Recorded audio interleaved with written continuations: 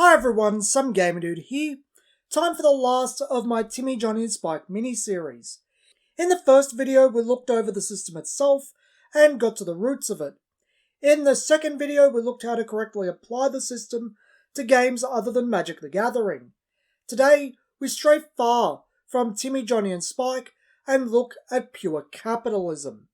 Timmy Johnny and Spike were designed by Mark Rosewater as a result of market research into who was playing Magic the Gathering, what people liked about Magic that got their butts in seats, and what were the reoccurring themes found in their reasoning. This isn't buying Magic, so it's not collectors or investors. Mark even makes that point that Spike doesn't necessarily even buy cards. But what about the people that do buy your cards? For a game to continue, it must be profitable, so sales are of the utmost importance. This is where we get to the dark mirror reflection of the psychological profiles, the consumer profiles.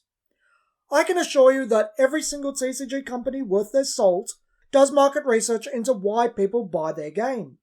Play is all well and good, but that doesn't keep the product moving. It doesn't generate funds for the next set. It doesn't pay taxes. It doesn't generate the income to pay everyone.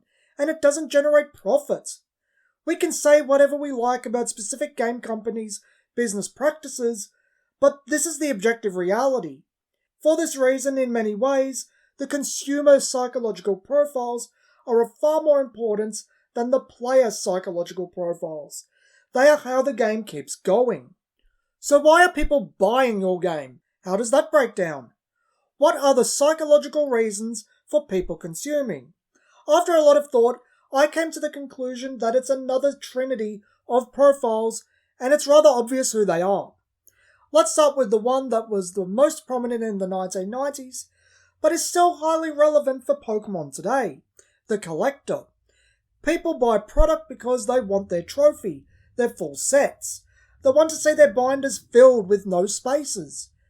This is usually because it's the current hot trend, they like the art style and aesthetics, they like a specific character, or they like the IP. These are also typically the people you appeal to with your fancy variants, your reverse foils, full arts, and hyper rares. Not only do they value the aesthetics and prestige of these cards, you're giving them something more to collect. Collectors value aesthetics the most of anyone, and are willing to pay for their prize.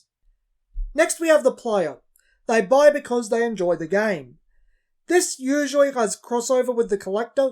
Many people are drawn to the game because they like the aesthetics, but it's not why they consume after that initial hit. They want specific cards for their functionality, and either buy till they get it or buy singles. Either way, they're consuming product. Depending on how their personal development as a consumer goes, the player may even lose interest in the collector appeal of the game, focusing entirely on the in-game use of the cards. Or to put it another way, if the collector is somewhat analogous to Vorthos, then the player is Melvin. Players keep buying because they're having fun with the intended purpose of your product. Players then of course break down into Timmy, Johnny and Spike. As times have changed, the player-collector hybrid has become rather prominent over the collector, who is dwindling in numbers. Instead of the person looking for their full sets, the motivation for the collector-orientated person has shifted to blinging out their decks, full arts, hyper rares, reverse foils. They want their entire deck to be as premium as possible. They want their deck to be a statement of their wealth, or just to be as attractive as possible. Finally, we get to the investor. This is the person who buys your product because it has value, or speculate that it will have value, and wish to make a profit off of it. While we could say this as a more recent development, people buying product to either sell it on as singles or sit on it while it appreciates isn't new. Price guides alone have existed since 1994.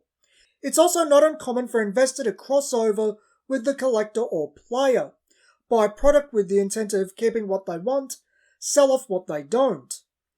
This doesn't really cover stores, as that's a business. Licensed businesses buying stock for the purposes of selling it is their very nature. This is not a private investor buying product to stockpile or crack open. Investors have something of a really bad rap in today's world, and it's completely understandable. Market manipulation has become part of their MO. But on the flip side of that, they do help the collector and player get the cards they want to finish sets and decks respectively. When we think of game design, we think of appeasing Timmy, Johnny and Spike, the experience, the character or customization, and the skill ceiling.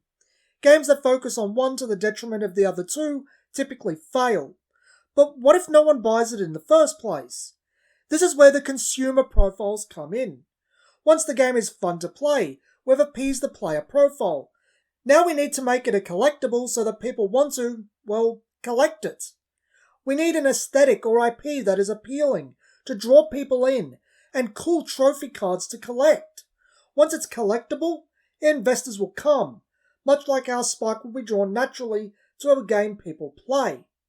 While I don't like the attitude of games are purely a business, it results in abusive practices, it is still a business. It has all the costs and commitments that entails.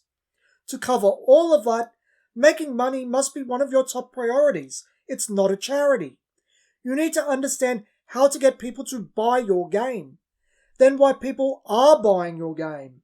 Just like gameplay has to satisfy all player profiles to a certain degree, your product has to satisfy all consumer profiles to a certain degree. Till next time, this has been Some Gamer Dude, and thanks for watching.